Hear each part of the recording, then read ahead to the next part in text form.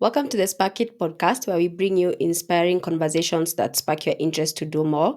I'm your host, Kimaru, and I'm joined by two brilliant young men, my co host, Patrick CJ, and our guest, Emmanuel. He was here on a previous episode. I hope you have actually caught up on the episode. It's starting over after war. You can catch it on all our podcasting platforms and on YouTube. And on today's topic, we will be diving into a topic that many aspiring students dream about. That is winning scholarships, studying abroad, and even settling into a new life in a foreign country. Anyway, but before we get started, I'll just give the guys a few seconds to say hello to all of you. So, yeah, the platform is all yours. Hello, Patrick and Kimaru, and hello, Hi. everyone. Good to have you again. And thanks, everyone. Emmanuel Taban, very nice to have you on the Spark It podcast once again. I I enjoyed the last conversation we had together, and I am very enthusiastic about the one of today. And I think it's going to be such a great one. And I know that there are great perspectives that you're going to be sharing in this conversation today.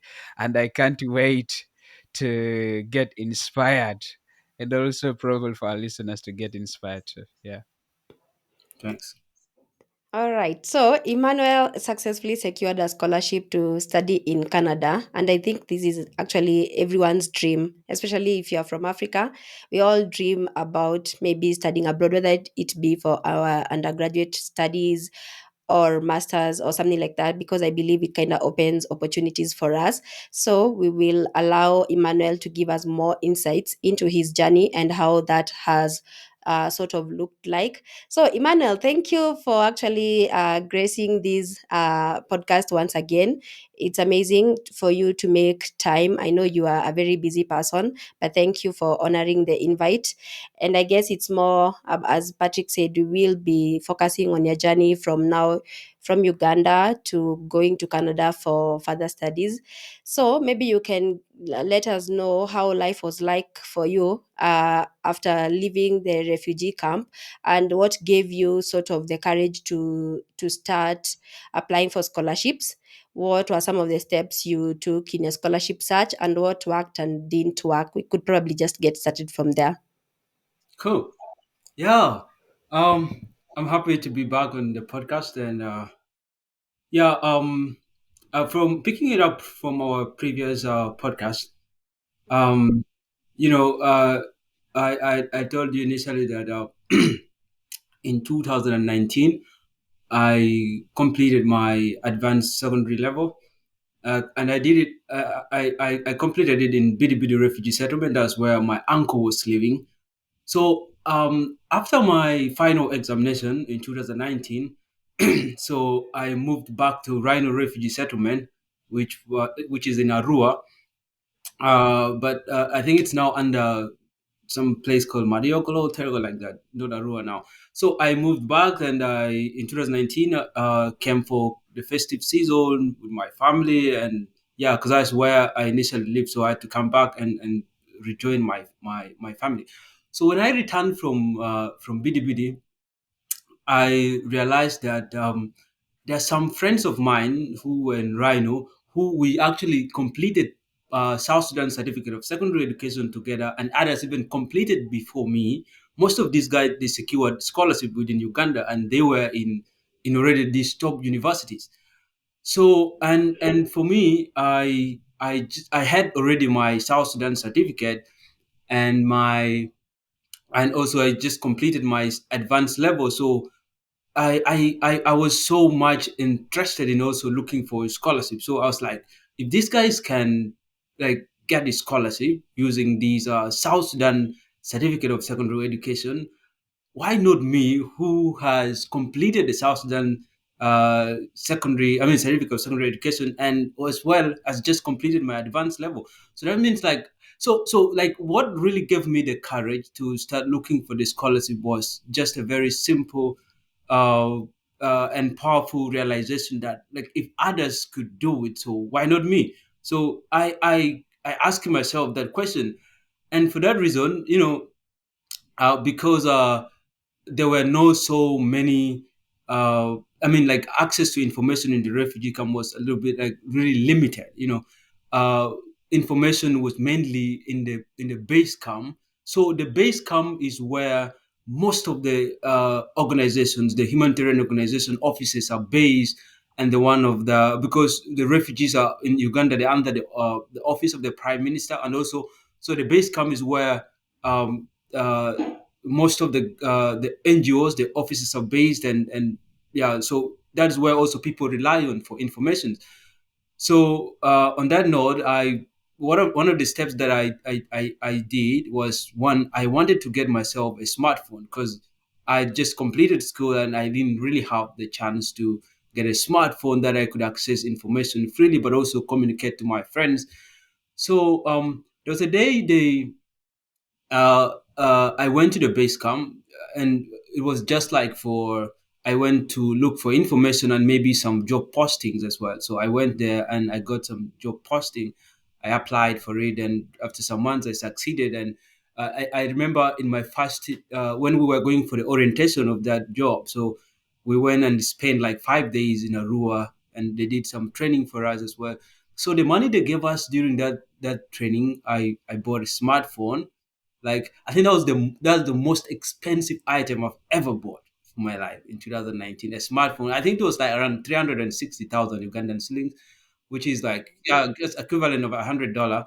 So, and that was the start. So when I got my phone, I now have access to information and all those sort of stuff. So mentally, what motivated me, what encouraged me to apply to start looking for scholarship is just like the realization that there are people who came after me or who have what I already have, succeeded in getting elections. So I just more of posting that questions. Why not me? I became so much curious, but also I reminded myself that the importance of education, especially going into university level. I reminded myself that it's just not about me, but it's about like breaking a cycle, right? I feel like there's no many people really from my family have gone to that level, so I feel like that is something that I really needed to do and just break that cycle, right?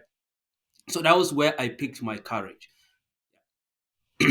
Oh, wow, that's really nice. I can't imagine how much of a difference access to information actually does make. So, I believe you applied to the student refugee program.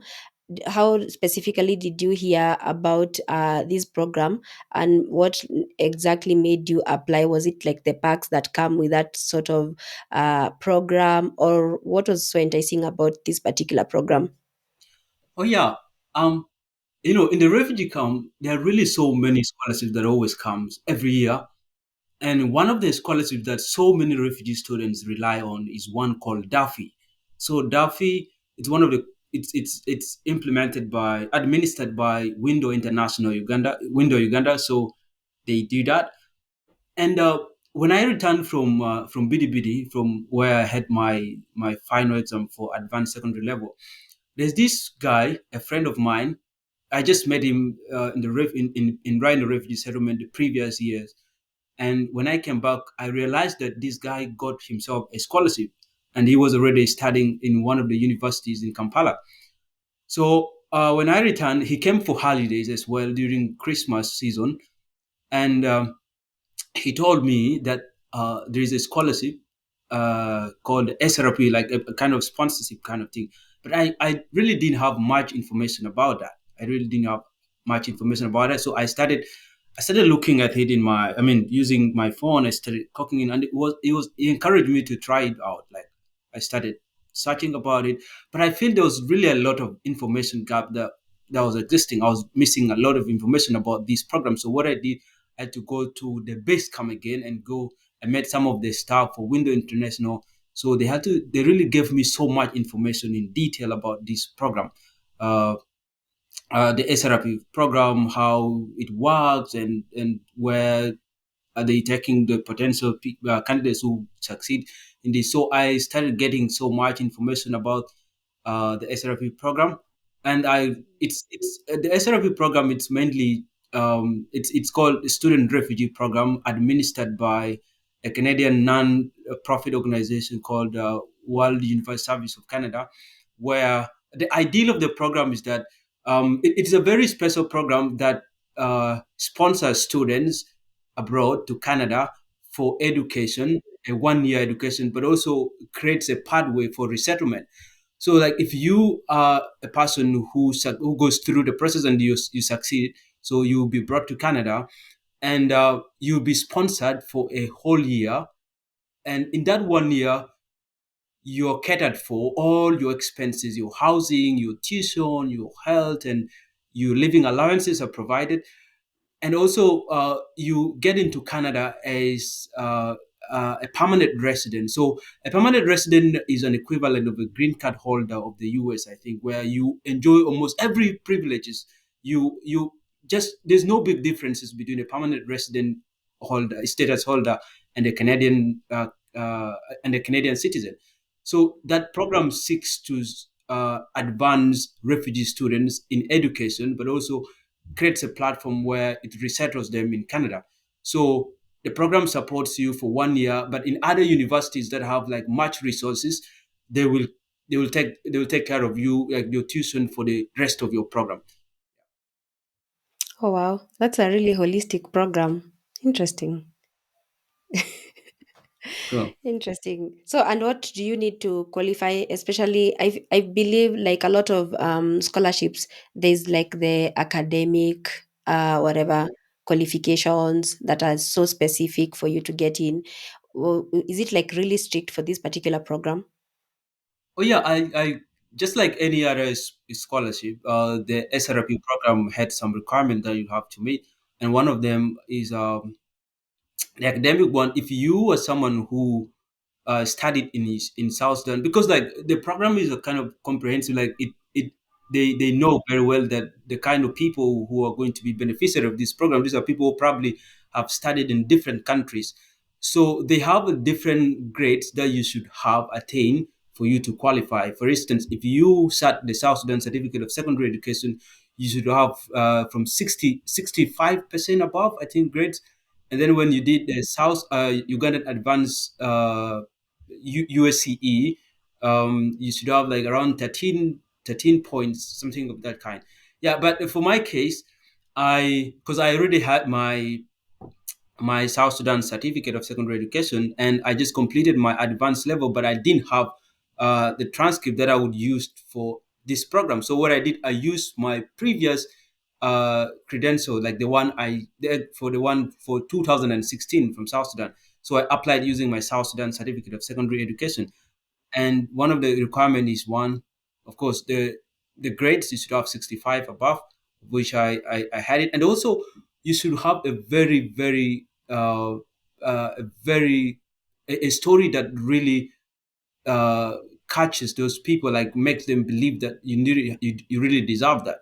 So in the process of in the application process, there is that provision where you have to write really that moment that sparked of the move that you took from South Sudan to Uganda, and that's one thing that that was also there. And one of the other requirement was also you should be a refugee, right? You should have the refugee status, have your refugee ID or an attestation card, and also you should have some references from maybe your community leaders. Those are some of the requirements. Yeah. All right. There's something Uh, you said. Sorry, I no, just I go ahead, Patrick. I'll ask later. sorry. Yeah, I wanted to follow up on Mhm. something that Emmanuel said. Uh, Right. because, like Emmanuel, I have also lived in the refugee settlement. Um, I know how difficult it is to be able to move from one village or settlement to another. And for you, you were living in Bidibidi and you had to travel to the base camp. I presume this was maybe in Rhino or was it in Bidibidi? I was in In Rhino. Rhino. Oh, Now wow. that's a long Right. distance. And most often of course, people do not have the means of transport. You probably need to be able to book a public means of transport that can be able to take you there, um, which in most cases is like a barrier in terms of people being able to go there and access this kind of information like you did. And another thing is really the issue of the phone. And I am really glad you started with that. Because I feel like the issue of the phone is one of those things that people tend to ignore, but is very, very critical with regard to access to information. That's true. I personally can testify to that. And but it's always it's probably difficult to get, and in some cases, where it's not difficult to get, um, people, maybe the parents might not be able to allow you, for example, to use it in some cases and stuff like that. And I'm just wondering, like, for you, how were you maneuvering all these difficulties? Because all I see, like, these are barriers that basically keep many people from accessing this important information. Right. Yeah. Yeah. Regarding the when I got the phone, because really I didn't have that much money that I just completed my secondary school, and but I had one thing in my mind when I was finishing my advanced level, is that I will go back to Rhino and at least find something to do. Right? That was there in my mind. I had that in my mind. And the most interesting thing when I returned from Rhino camp, by the way, because I that's when I realized that when you really determined to do something, you're really gonna do it. So when I returned, how I got my phone, it was so exciting. One, and um, there's an organization called it's called the Northern Uganda Resilient Initiative, Nuri. I don't know if you might know Nuri. Yeah. So, Nuri, when I complete in 2019, Nuri had a project, I think, funded by some government here in the West, and what they do is that they were seeking for around 25 community-based trainers who would form community groups and train them on financial literacy, things to do with budgeting and saving groups, like basically village saving and loan groups. So they were looking for 25 people like to do that, and the adverts were everywhere. Okay, in the refugee camp in Arua. So many people applied for that job, and I just came out from my school. I didn't even have like no work experience or just nothing. I came out like that. So I applied for that, and I had from the guy later on, our coordinator, that there were actually over 500 people who applied for that job, for that job, and they only needed 25 people. Oh, So wow. when they do the short listing, we are like about 102 people who were shortlisted, and then they told us to go for an interviews in Arua. So we went to the office of because Nuri was, I think they were doing that program with another called Arudifa. Arudifa is like Arua District Farmers Association, something of that kind. So we went to Arudifa office in Arua. My brother took me because he had like a bike, so he took me from Rhino Camp to Arua. So when I reached to the scene where the interviews were done, I saw so many people, like many, many people, and most of them are big people, like really big. I even asked myself, what am I doing here? Like, what am I? Because I could see myself like failing. I just said like, maybe I'm coming to try this, but I saw that nothing is going to come out of this. Over 100 people coming for the same position, and I've just completed my secondary school, no work experience, and these are people who have like, some of them have like like they're degree holders. So we went for the interviews, and we there were some panels set, and then after the interviews, um they it was my turn. They went and they interviewed me, the panel interviewed me, and I did my interview very well, and I left. So my brother came and picked me up, and then we went back to Rhino Camp. And then after 1 week or so, um, there's what we call the refugee, the RWC one. Is that it's an equivalent of an LC, a local, I mean, a chairperson in Uganda. So because I gave him as my a reference. So there was an evening when I was just sitting home. That person came to our home and then he asked for me that where's Emmanuel? And then my mom told me I went to play soccer. It was in the evening. So when I came back, when I came back from the soccer, uh, the guy told me to go to his home. He told my mom that if I come back, I should go to his home. So I returned from soccer. I took shower. So I went to his home. And then what he told me, he said, I got a call from Arua that among the people who did the interviews, you emerged the best, like at the top out of 102 people. I was like, Wow, what? Wow. I was like, that's what? amazing. That you emerged the best? And these people were so much proud of you and they wanted you to go to Arua for a training. So I was like, I didn't believe it. So even when we went for the training in Arua, the like after 3 days, we went for the training in Arua. Like those people, they saw me and they like, is this the boy? Like this is like they saw me and they were really surprised. And it was like they were so much happy. And from there I became so much excited. And I had like the money that we got from that training because they could give us like around 50,000 per day for training, and I had some 100 I added on and I bought my phone. But I never wanted to tell my mom that I bought that phone like with 100. I mean, more than 360,000, because my mom will be mad. Why would you spend this money on this thing? I never wanted to tell her, but I know the importance of having a phone at that moment, right? I needed that phone desperately because I was at the stage where I needed access to information and just know things are happening.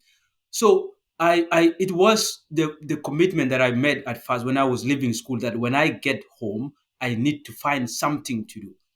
And that determination alone, I think, was made me able to overcome those barriers. So I was determined. I had it in my plan, and I was like, no matter what, I have to find something to do when I get back to Rhino. And that was the thing that really opened ways for me, and I had that phone. And even when I started the application process for the scholarship, most of the emails were sent to me and I received it using my phone. And I was just wondering, if I did not have that phone, I was wondering where I was going to get all that information back. Sometime I could have like a meeting on Zoom and do a lot of stuff using my phone. And that is really, really very important. That is one thing that people should have. I know nowadays people use their phone for different reasons, but our phones can act as a primary step toward our success if we use them rightly. Our phones can break so many barriers, and like we can just use them and we can achieve the things that we plan. Very important. Uh, that is very impressive. Right. And I think in addition to that, I totally agree with what you said. If you use it rightly, it can be a step for your success. And I can testify like to that because our initial proposals at CES Uganda, I wrote them using my phone. Yeah, and it was good. It worked. Um, I think for me, listening to what you've been saying, I see the value of taking advantage of opportunities as they come, whether we think that we are qualified for it fully or maybe not. We just need to take advantage of them because you never know where it might take you next.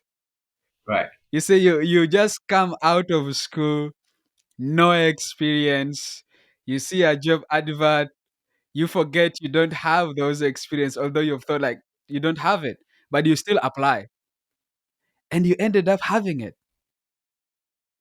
They gave the job to you. Okay. That Yeah, is that very was really, really impressive. so exciting. And I think from that moment, I learned so much from that time. I was like, I Mhm. think there is no reason for me to limit myself. If you get a chance, if you feel you're not qualified, just go for it. go for it and see where it's gonna take you.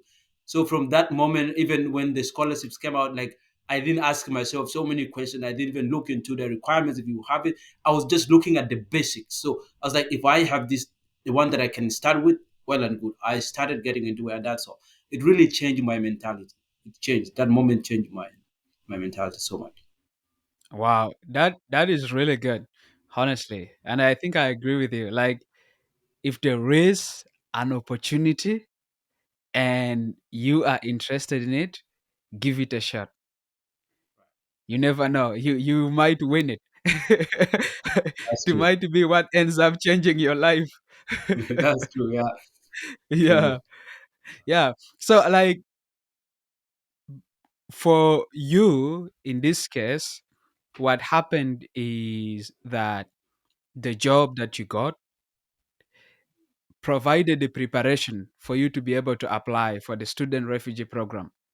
That's totally right. Yeah, that's true. Because like because like in a month I could save some money and also just use the money. Sometimes we ask you to go maybe to Kampala, go and do the process, and even when these people would refund us money at some point, so I had to get some money first to use it like for going, and then they will refund it later. So that was really a very important, very important. Sometimes there are opportunities that really comes, but you also need some resources at start. If you want to win those things, you need some money to do it, right? So that job, really, my first job, helped me a lot. The one I had after coming out of school, I know it was something. I was getting something little, but it helped me support my family a little, and also helped me gotten into this the process of this scholarship. It really facilitated the scholarship process. Wow, Yeah. that is impressive. So for you, what was the definitive moment when you realized that, yes, this is my type of opportunity? I really want to give it a shot. Like, what was that motivator for you? I don't know, because like me, honestly, I never had in mind that I want to leave Africa and then just go and study abroad, right? It was I never imagined myself studying abroad in my entire, like, if you tell me maybe 10 years ago that maybe at some point you'll go and study abroad, that would be a very big joke, like, to me. And like, I never had that in mind. But it's just like you said that, um it's just good to try out opportunities. So what I did when this SRP sponsorship, sponsorship came out, is that I just I just tried out my luck, and then I was like, I never intended, like, intentionally. I never wanted, like, to. I never apply. I never approached it with the intention of going through with. But I was just trying it because I had that there are people who went through this process to Canada, and some of them even I related to some person who is close to me at home, and they just told me, oh, this person has gone through. Maybe you can also try your luck. But the moment where I realized, like, I could go really through this, is when I looked into detail the requirements, because they were asking for like 65% when you have South Sudan certificate of secondary education, and like I had so much above that. So I was like, what? Like, maybe let me try this out. Let me try this out. So I went, when I initially, I told you, I went to the base camp, and they gave me information about the scholarship, and I came back home to mobilize my documents and all the requirements, and then when I was ready, I went back to them. They helped me through the process. I crafted my story, and one thing that I am happy is that, the biggest step was that helped me in crafting this story about myself that was needed in the application process was my writing skills, right? I was so much engaged in writing when I was in high school. So I write a lot in when I was in high school, and I write. I was member of the Readers Club, as I said before, Readers and Writers Club. So we write stories. We could participate in essay writing competitions, which really, really, I believed, uh, had actually shaped my writing skills. So when I came back and during the application process, I feel that skill helped me so much. And when I submitted my applications, and then after like a month or so, I got shortlisted for the first phase, because like, there's so many phases in this. Like there's a phase where you first get shortlisted, and then you get to English test, and then there's another one where you go to the IELTS, the International English Language Test Systems, and all these. So in the first shortlist, and then when I was shortlisted, and then they said you are through to the next stage. So it happened when I was home. I was just with my uncle. I think we were working on something at home like that, and then I just saw an email on my phone. You Congratulations, you're through to the next phase. So the next thing you have to do is this. I saw my uncle, and everyone was really really excited. And that's like, but I also told them that this is not even the end of the story. So this is still the first step, but there's so many steps that are required of me. That's like, yeah, if you were able to do it the first one, we believe that you're going to do it. So they also gave me that courage. And when I see myself going through the processes, I became so much confident. I was really confident in that. And that moment, finally, when I realized I was going, it was just an exciting moment. Very, very exciting. Wow, that's lovely. Yeah. I have spoken to some people who applied and went through the program, and some of them were telling me when they were filling those forms, because there are those forms you need to fill, Right. and you need to fill them manually, like with your hand, or some of them you can type, I don't know. But some of them were telling me they had to fill those forms like 5 times, 6 times, 7 times to be able to get to a Oh. copy that they could now submit. Like Right. for you, what was the most difficult thing throughout the entire process of applying? Yeah, I think that the most difficult part of uh, like in the initial stage of filling the form, I would say I really didn't find so much difficulty in filling the form, because I was given the form, and then I went with it like home just to go through it, like what were the things that were needed. So before even filling the form, I went through it severally, like just going through how would I access these questions, and I was also crafting the story in a different page, like just doing it in a draft form before putting it on the real form. So I did that several times. I tried to make sure that every information in there is correct and accurate. And I think that's the thing. I gave myself enough time. I wasn't in rush, and I just took it cool. Like I was with the form home, like just trying to get familiar with the what was in the form, and that helped me because I took my time.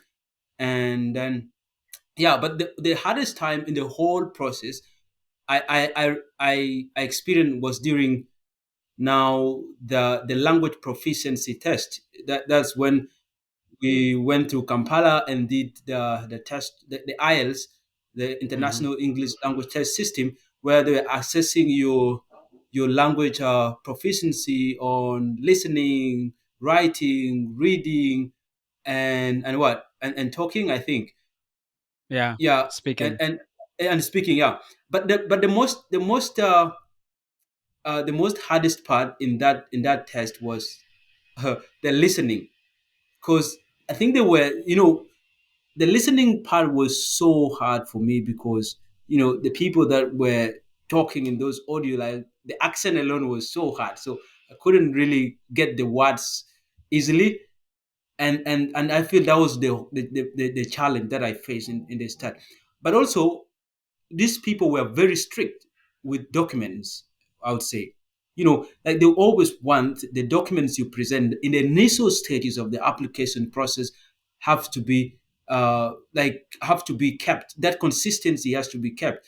If you write your story on the application form and in the real state of the interview where they will ask you face to face during interview, you have to tell the same story.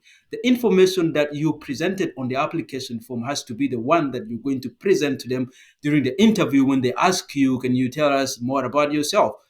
And I feel that consistent, that level of consistency some people find it hard to keep. But if you were keeping it, I feel it's the most required thing in the whole process. The whole story you crafted, how you left your country, on because they always have it in record. Even when they're interviewing you, they're following it up from their form. So they always want you to keep that consistency. I remember when we went for our English language test. I mean the IELTS in Kampala. I used my refugee ID to apply for the scholarship. So I submitted my ID. But when I went to Kampala, I forgot with my ID home, and instead I went with my attestation card. I went with the attestation card, and I remember Sally. You know Sally. Sally she was one of the coordinators. So we went and we were placed in one of the. We went to premises in Kampala, and they sat us down trying to find out if we have all the documents so they could use it in the following day for the test. So they realized that I didn't come with my ID, and Sally was so mad. She was upset because in her mind, she thought that I was not going to sit for the test. Like they were very strict. She had to go and plead to those people. And then she asked me actually to go the first to the examination center because she needed to go and advocate for me, talk to me how I forgot with that. And yeah, I feel, you always have to keep that consistency with your documents, even with the information you have on the application form. That level of consistency must be kept if you really want to go through. And some people find it hard, but if you are able to go with that, I feel you don't have to worry about anything. It's a very very simple process. Yeah. That is really very valuable for someone who is planning to apply for the student refugee program, because it is still ongoing. Yeah, I think the cohort for, is it 2026, 2027, just closed Yeah, in in March, March, March last March. 31st. Yeah. So I think for people who are planning to apply for 2027, 2028, this is really like very valuable advice that they could take advantage of. So this is such a long process. It is very Yeah. very long. So when did you realize that you were finally selected, confirmed?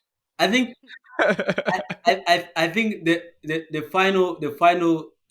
moment I realized I went through the process, like I was confirmed, is when I was at the airport. I would say Oh, wow. that's when I was at the airport, and that's when I realized that, oh, like It's happening. it's now happening, and finally I've made it. But even when we were, because after the whole process, we were taken to Kampala, and we went for medicals. Like they did a lot of testing, and at that stage I was still worried because anything could happen and you still be stopped. Even COVID, because I remember when we were confined at Grand Global, they took us for COVID tests, and there were some of us who were left behind because they were tested COVID positive.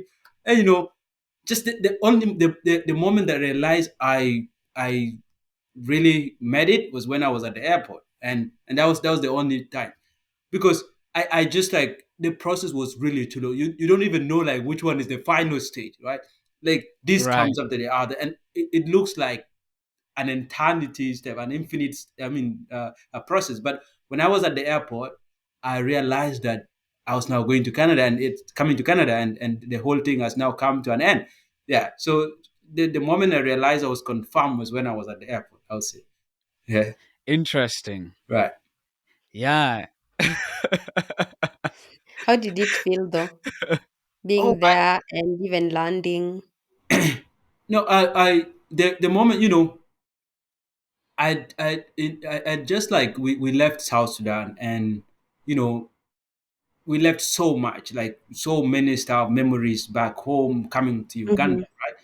So that transition from South Sudan to Uganda, that was an emotional moment, because I initially told you we left so much home, not as an individual but as a family.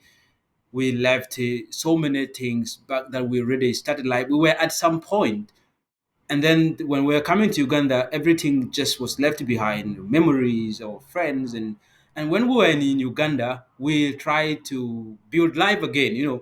Coming from zero to something else, making new friends, trying to forge some new memories and connections, just trying to make ourselves attached to being Uganda, feeling like a second home. And that moment again of leaving a place you've started in, and again you're going to another extremely new place that is not even kind of related to where you were. So it becomes so much like um scary, because it's not like just any other African country. This is a typically a Western country that you people probably have completely different cultures and beliefs, and the weather alone is totally different. So I was nervous at the start, because when I remember when we were at the hotel, just in that transition stage to come here, my friends, like, so I don't know, that's a party, they were just like, just I think trying to create some fun of me, because the part of Canada that I'm in right now is extremely cold, in the extreme north. And here, like, it's really, really cold. It goes to minus 40, 40 or 44 or something like that. So I remember when Oh we were in wow. the hotel, they were telling me, man, you're going to go to the Yukon and you're not going to see the sun for the whole year. you know, and those moments, like, they look scary, right? So it was scary, but I also feel excited, because I feel like this is an opportunity that I'm going to use to create difference, not in my life only, but for my family, and hopefully for my entire country. Education is a very important thing to anyone else. Access to it, very, very important. When you become a learned person, you don't only become beneficial to your own self or your family, but you become a national resource. You become of a benefit to the entire country. So whereas I was kind of scared to leave Uganda, coming to Canada, I was also taking it as an opportunity to change myself, to change my family, but also change my country in the future. So I had that in mind. These two conflicting moments were there, but of course, at the end of the day, I have to come to a realization that this is a necessary thing that I have to do. If I want change, I will not just stay there back home and do nothing. I have to look for this opportunity, grab it, go and change life. So that moment alone just feel scary but exciting at the same time. Hmm. I like the way he's talked about the aspect of, that thing that was giving him a push. You have a story, you want to change this story, you want to change your life, you want to change the life of your family, your community, and all that. So that kind of set you on a path where it doesn't matter whether you're going to Yukon and it's the coldest. Yeah. Yeah, that's I a big remember sacrifice. I was Mhm. telling him to get for us land in Yukon. Is it affordable? Yeah. I can, by the way, I can imagine the way East Africa is a bit warm, the weather is actually very friendly, and then going to a place that is actually very extreme, I can only imagine how bad it can be. No. Yeah. Really so bad. Okay. So, for example, when you got there, of course, you enrolled in school. What were like your first impressions of university life in Canada? How the education system is in comparison to what you are used to, whether it's be it in South Sudan or in Uganda? I think back home in both countries, Uganda and South Sudan, I have a feeling that, you know, and there's no debate about it. But really, honestly, like in South Sudan, I think majority of people maybe watching this will would agree with me that our education system is really needs a lot. Our education system needs a lot, and I realized that um, in both countries, in Uganda and South Sudan, education system mainly focus on just passing examinations and memorization, right? Like all their concern is they just want you to pass exam, and they don't care what it takes. If you're cramming it, all you need to do is just memorize what you've learned in class. But one thing I found different here is that when I landed here and I got into the Canadian education system, it deeply focused on one, uh, especially the programs that I'm doing, focusing on research, writing. On I mean, analyzing. You need to analyze some material. You need to critique it, and just come up also with your own opinion. It gives you that opportunity to broaden your mind. You don't only become a person who is interested in passing examination, but you become a critical thinker. So you when you look at the material, for instance, you will be expected to go through this material not just for the sake of passing, but you'll be asked to read it, analyze it, and critique that material, and also give your personal opinion about it, right? So I feel that these are all processes that makes your mind great. Like, you become a critical thinker. You instead of just focusing on passing examination, like you become more than that. And if you have that in mind, it becomes so easy for you just to pass examination. You know and and and these are the two differences.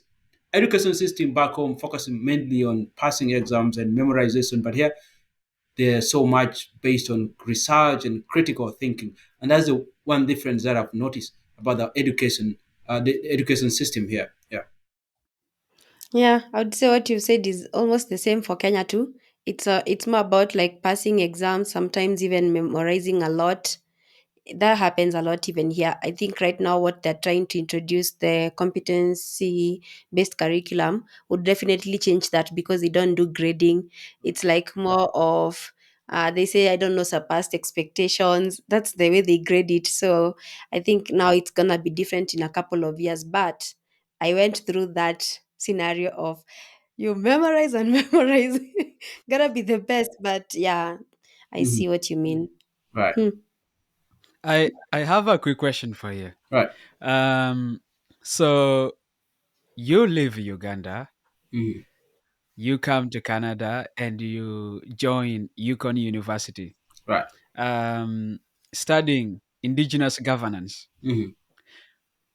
What were some of your biggest cultural shock, like, and maybe academic challenges when you started, schooling at Mhm. Yukon University? Yeah. Concerning academic challenge that I faced was one. When I was back home, I just I, co- I when I was doing my advanced secondary level, you know, we were focusing on writing. Like, when we were doing our exam, they need you to write an essay, answer questions in an essay form.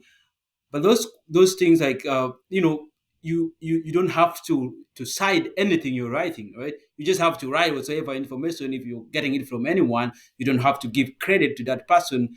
But the first academic challenge that I had here was when I came and I was writing.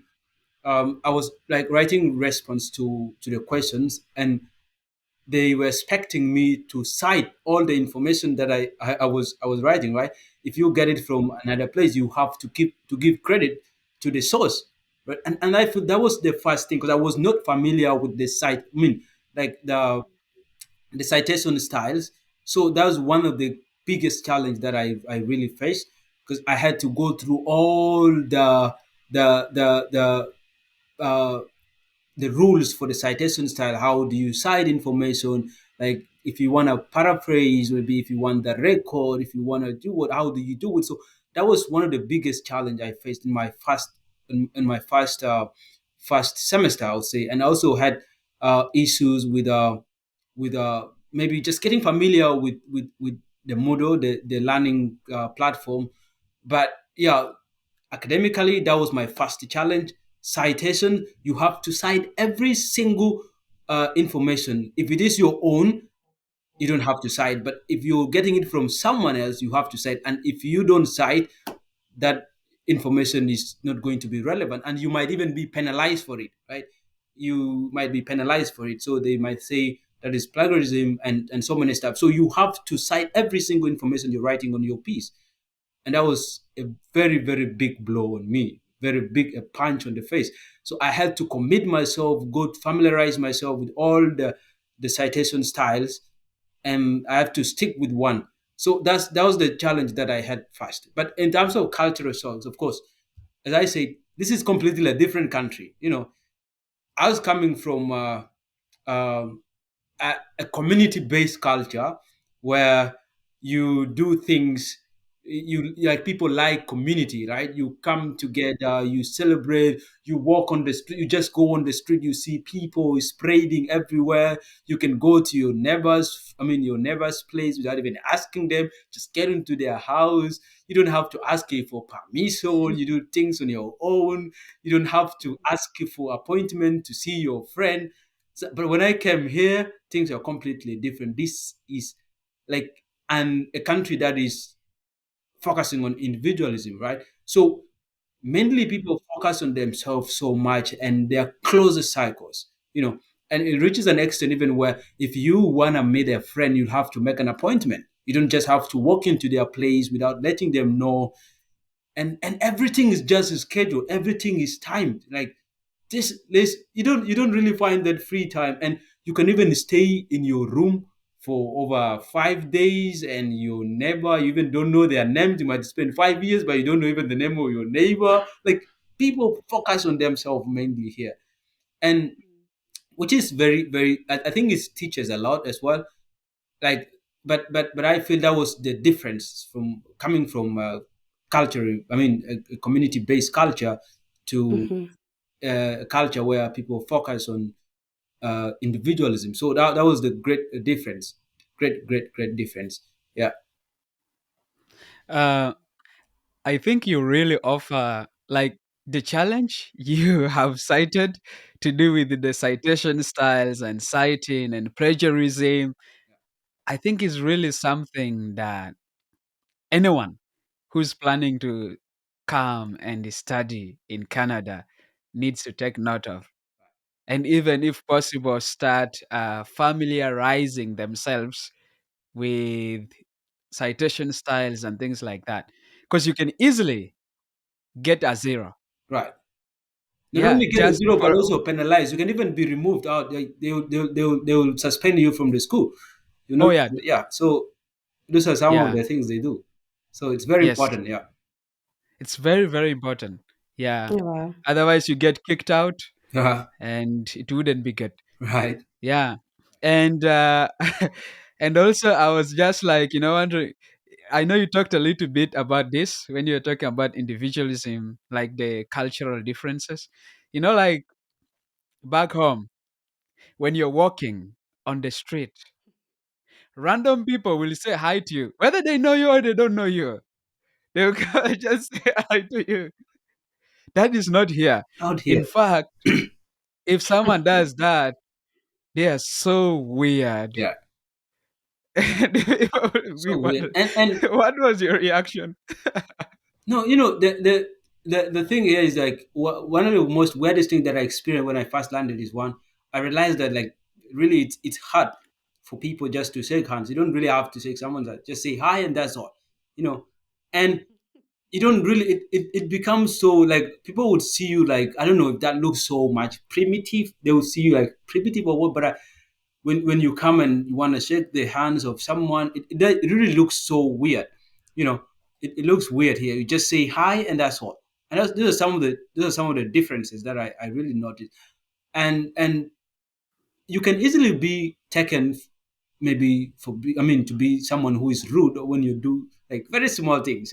Just like what Patrick has said, you don't have to. You don't just have to just go and talk to someone anyhow without, like, you don't know that person. It's considered rude. Right? You don't have to text someone, like, just get into their inbox randomly and then just text them. Why? Like, that people consider that being rude, like, honestly. So that's the big difference. Back home you can just text anyone at random. You don't have to be asked. There's nothing wrong. Mhm. And Mhm. if you back home, like, if you don't greet people, you don't shake their hands, you're considered to be rude or disrespectful, Yeah. which is not the case here. So it's just like the opposite. Yeah. But yeah, those things happen. But one thing exciting about this place is that, Canada teaches people to be very polite and respectful. That's one thing that I like about it. Especially, people would just say thank you over small things.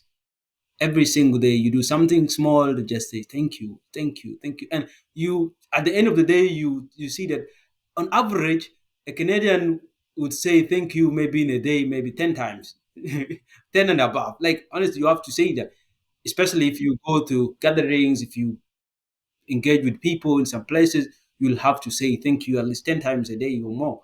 So it teaches people to be very polite.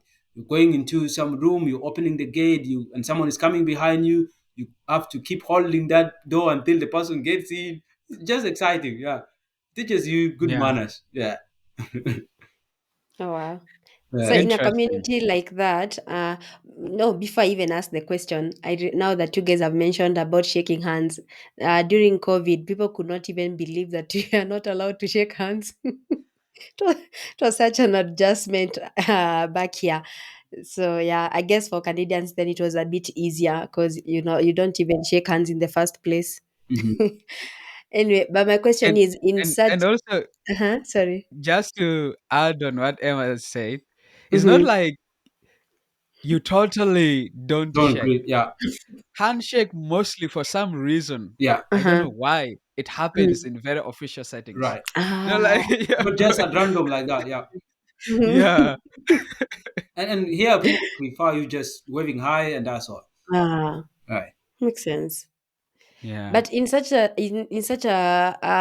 whatever, like cultural dynamics where maybe like people, there's a lot of individualism and all that. How did you like sort of find a support system to help you navigate, whether it's like settling down with school or anything you needed?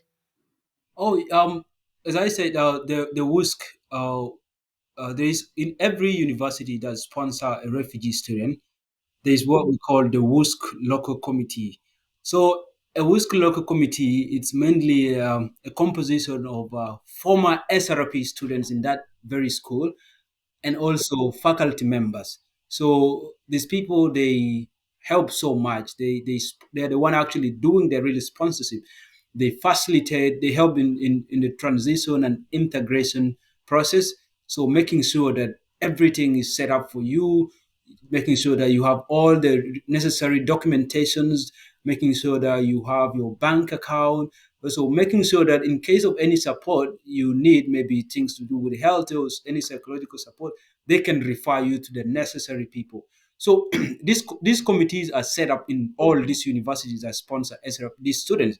So it becomes so easy for new SRP students to like just integrate into the community and simply because these committees are already set up and that is their primary role to make sure that the student does not go through a lot when in the process of integrating into that very community or the university. Yeah. So these communities helps a lot, and they really helped me with that. At some point, they feel that maybe I'm feeling lonely in my first year. They would come and take me out. We go for walk, we go somewhere, just like get that refreshment and that feeling of not being homesick. And yeah, they play a very very crucial role in the whole WUSC SRP program. Hmm. Wow, that's amazing. Yeah. yeah. That sounds great. Like I am interested in knowing if you ever felt like at one point maybe giving up because of maybe like a challenge or a particular situation that Yeah. you were going through, like something that stood out Yeah, there are so many that instances made really you where question your decision of coming to study. that's like as humans you always be faced with a lot of challenges, and one of the biggest challenge that I face and at some point I felt like giving up is when things became so overwhelming. In Canada, almost 100% of people who study they study and work at the same time. So majority of Canadians study and work at the same time. You might be studying part time and then work full time, or work full time and study part time. So and for my case, I was uh, doing like a full time job and studying full time as a student as well. So, like Oh, it wow. really became so overwhelming. You've just come back from work. You need to do other stuff for yourself. Maybe you need to cook for yourself. You need to do this and that. And also, you have to keep with due dates for your exam you have to do, because here you have to do weekly writing for every course you're taking. Every week you have to write, you have to read, you have to write an assignment, you have to submit it, and you have to like respond to students as well, because there's some forum online where the student post their responses to the question, and then you also interact. So at some point it became so overwhelmed to an extent where I felt like this is too much for me, like it's really too much. And with that in mind, where I just came back home, I left my family, that feeling where I feel like if I was with a family this wouldn't be like this, that homesickness and that overwhelmness from classes and work. It was really really so much for me, and I feel like I need to give up at this point. But when I feel like giving up, I also started reminding myself the reason why, the original purpose of me coming here. And I started recalling those moments when I was leaving home for here. That moment when I was with my family, that last night we were seated together with them and they were giving me advice and how they were hoping on me. And and also those people who were living with them who still believe in me, but also my bigger purpose of life, where I feel at some point I need to do something beyond my individual life, beyond my family life, but to the greater benefit of maybe my country. Those moments when I feel like giving up and I start recalling those moments, I started thinking that if I want to give up at this moment, it's not only giving up on myself, but that would mean giving up to those people who believed in me, who were hoping on me. It will mean giving up on my family too. So those words just comforted me, and I said, like, no matter what is going to happen, I'm just gonna do it. I'm gonna keep it and continue what I'm doing. Wow. Wow. That's lovely. Yeah. How about food? Oh man, Maybe. food was the most annoying thing. I came during COVID. Actually, I came when COVID is in its, like, in Canada, it was in its serious state in 2021. People, they were still, the people were advised to put on masks, no public gatherings, and most of the classes, by the way, in my first semester were all online. There was no in person. Only a few classes were in person. So when I came, I was put in quarantine like for 14 days in a hotel when I came to Canada. So they have to look for symptoms, COVID, and they will check on me every single day, every morning. I think the health department, they'll call me on the hotel phone and check if I had any COVID symptoms and signs, but I will tell them no. And one thing in the hotel, they will just deliver the food and put it at the door, and they'll go and bring it back. So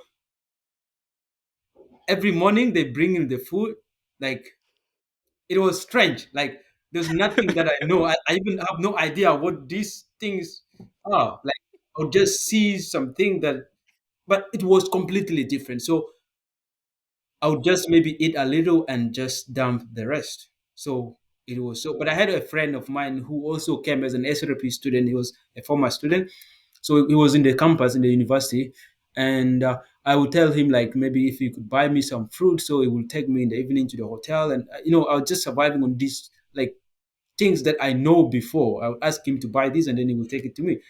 But the Canadian food at the start was very very, it was strange. Like, the taste alone was different. It was different. Like, yeah. But with time, I started getting used to, and yeah, and finally we're here. Yeah. Now you are fully adjusted. Kind of. Yeah. Oh, wow. Uh, Interesting. Yeah, that is definitely such an experience. And it I is. think it's really interesting. If someone who is planning to come study here listen to this, they will prepare their mind Yeah. and make sure that, yeah, there are Exactly. going to be some serious changes that they would have to deal with. Yeah. So, what advice do you have for students who might be planning to apply for the Mhm. student refugee program? Yeah. I guess an advice I would give to the student is one. First of all, what they should know is that their current condition should never determine their future, right? Like what they need Mhm. to do is one, look for information, look for help if you need it. That's one thing. It is always good. They say information is power. So if you have access to information, you become well equipped to face anything ahead of you. So if you're planning to get into this program, if you're planning to apply maybe in the next for the next cohort, so what you should do is, in case of help in the process, you need to ask people. We have so many people. One thing I've noticed is that these SRP students here in Canada, at some point, I'll just like get random text about someone asking you, hey, tell me how is the process? How's this done? I want to apply for this SRP. And, at the end of the day, I'll just like say, oh, it's fine. Let's make an appointment. Let's do this. And I'll just like maybe take them through the process. And this happened. There are so many good people here that have come through this program that are ready to help. So if you are there looking for help, just if there's any one of them that you know is stationed here, reach out to them. What I know is that they're always willing and available to help. No matter who you are, even if they don't know you, one, just get to them, hit their inbox, they will be ready to help you. And just be very, very, very uh, uh, consistent in the process of the application. Always be consistent, and just know that you're going to make it. Like, you don't have to really doubt yourself. The first step you need to do is just get on and do it, apply for it. Rest of the things will happen. Wow, Yeah, that's an amazing advice. right, Always important to ask Mhm. for help. right. That's Mhm. I good. think that is so important for people to understand. Um, so look at you, from South Sudan Right, to Uganda as a refugee, to Canada as a protected refugee, to now a Canadian citizen. right. Such a wild ride. It is. How does that feel? And what what is the important lesson you have learned in this process that you would want to share with us? you know, and that was still like that would I'll go back with the saying we had in the previous episode, that everything happens for a reason. That's always what I always say when things happen this way. you know um it is, I God forbid, I'm not saying that war should happen in our country, but when things happen, God always has his own way that is gonna let you out of it, right? So I believe that it is not my that's not my struggle. It's not maybe my efforts that made me to come here. But one, I believe in God, right? I believe in God, and I feel that everything that has happened in the entire process, me coming from South Sudan, getting into Uganda, starting there and getting the application process for the SRP and winning it, coming to Canada, getting into school, and becoming a Canadian, this whole thing, it's this is just God's plan. You know, it's God's plan, and this really tells us that, as I say, that your current conditions should never determine your future. You might be a refugee, you call yourself, but a refugee brings a lot to the table, more than what they just Mhm. come from their country, more than what they brought from their country. They bring to the countries where they come in more than their belongings, more than their wrecked spirit, more than their like those scary moments. There's something special that they bring to every host community that they go to. They bring in inspirational stories. They bring in some instances where can be used to create solutions to the world.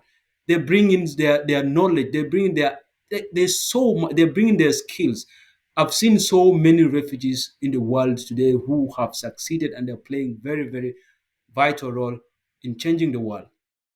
So therefore, what you should know is that if you are a refugee, and you should just know that you're more than that. You're more than that status. There's a lot in you that the world is expecting. And if you believe in yourself, you're going to be one of that change makers. And the purpose is that the main reason maybe that God is planning this on you is so that you can go and rebuild yourself, equip yourself, so you can go back and fix things, right? So a refugee is just more than a status.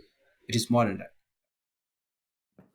Thank you very much. Wow. That's a very good lesson. Um, so as we wrap it up, and I'll hand over to our co-host Kimaru, your experiences coming from South Sudan to Uganda and finally to Canada, where you're now a citizen. How has these experiences changed your dreams and personal goals, but also changed your dream for South Sudan as a country? My experiences have really been, I would say they have changed in the entire process. They have been changing, and I feel that it's for a reason. When I was back home, when I just completed my secondary school in South Sudan, my initial goal was to go for my personal, anyway, my goal was to go and do journalism, right? I really wanted to do journalism. When I got done, and then I came when the war happened, I enrolled for journalism training, of course. And then when the war happened in 2016, I left South Sudan for Uganda. I stayed in Uganda. And when I was in Uganda, I became so much attached to uh, student leadership. I have a feeling that it's always good. You can change the world when by creating good narratives through writings and just reporting or writing the best about your place and just putting your opinions about how things are supposed to be done. But when I came to Uganda, I started thinking that it's good to also be part of that, like just to get involved in the process, right? And that thing needs you to be a leader. That's one thing I've realized, and therefore I started committing myself into student leadership simply just to gain in that experience and to get that passion for leadership. So when I came here to Canada, sorry. So when I came here to Canada, I had the passion for journalism, of course, but then I started looking in a different way. I feel like there's so much that happens in every country that changes their country. And one, if I can be a journalist, I can be more than that, right? I can get into things to do with policies because in every country, the things that really changes countries, it's not even the leaders that the leaders really do less. But what really makes a country works best is when these countries have effective policies, when you know that you're having an education system that works, that your kids go to school and they get the required knowledge, that when they come out of school they are of relevance to the country.